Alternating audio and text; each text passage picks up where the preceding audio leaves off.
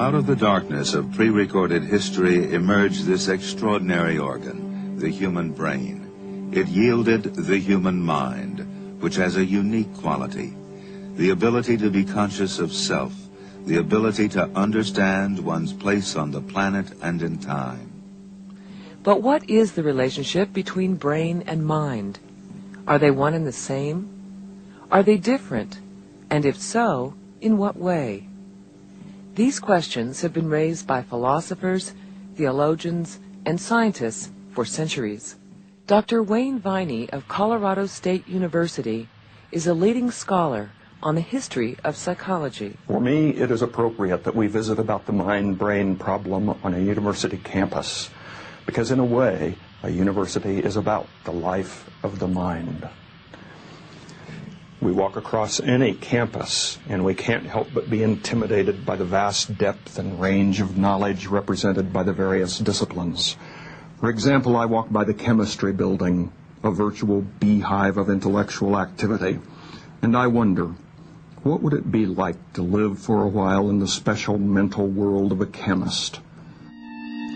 Or I walk by the music building and find myself in awe of the special kinds of consciousness, knowledge, and talent possessed by musicians. We hear a music student practicing on the organ. Each hand of the organist may be responsible for a different melody and rhythm, and the feet may be doing something still different but complementary. How can anybody do something so desperately difficult? Does it take some kind of functional split brain to be a pianist or an organist?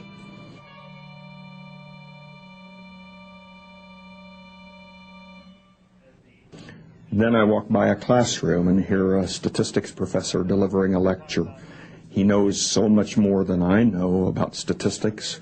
What would it be like to live in his special mental world, to know the world he knows?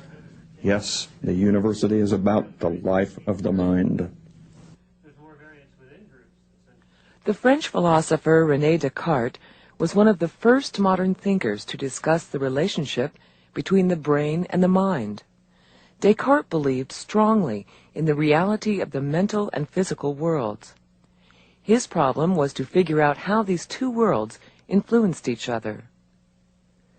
His position, known as interactionism, suggested that the brain and mind interacted with each other largely through the pineal gland, located in the center of the head. It was a bold hypothesis, but it proved untenable. One problem is that the pineal gland is not richly supplied with nerves. Another problem is that people can function quite well following the removal of the pineal gland. Thus, the interactionism embraced by Descartes is problematic to say the least. Another approach to the mind-brain problem was set forth by the French physician Julien Offray de la Métrie. La Métrie published a highly controversial book in 1747 entitled Man a Machine. He argued that those things we regard as mental are completely dependent upon the body. Therefore, the mental world is somewhat superfluous. Lamitry recognized language as an inherent mental product, one that sets humans apart from other animals. But, he argued, apes, reared in the right circumstances, might also acquire primitive language forms. He was quite correct. Lamitry's book is a classic example of a thoroughly mechanical and deterministic approach to life and mind. In the early 19th century, Franz Joseph Gall fashioned a popular theory that faculties of the mind were revealed through the contours of the skull. Dr. Eric Kandel is a noted neurobiologist and historian of brain science. A major change in thinking about the brain and mental activity occurred at the beginning of the 19th century with the work of Franz Gall, a Viennese physician. He thought all aspects of behavior are localized within the brain. He went much further than that, however. He said that not only are they to be localized, but that he actually could localize quite precisely not only global aspects of character, but really rather fine distinctions in character, like acquisitiveness versus graciousness versus stinginess. And each of these values, he thought, were localized within rather discrete, small areas of the brain. Merely by relating aspects of personality in each of his patients to protuberances on their skulls, Franz Gall attempted to explore the terra incognita of the brain. Sublime personality traits now could be located on the brain like nations on a map. What's more, he believed, if you exercise those traits, if, for example, you tried to be secretive, you would soon acquire a corresponding bump on your skull. The salons of Europe leapt upon this pseudoscience of phrenology. They thought the human mystery had been solved. The darkest secrets of personality were there to be seen and rubbed by all. The novel concept of localizing function to regions of the brain's surface was Gall's contribution, but his notion had not yet been submitted to scientific scrutiny. Although this theory is now considered wrong-headed, it served as a precursor to modern neuropsychology.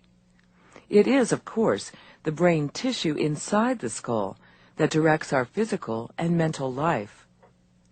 Modern theorists continue to struggle with the brain-mind question. When we talk about the mind, what we really mean are a number of different processes. Remembering, perceiving, making a plan, imagining something, and so on.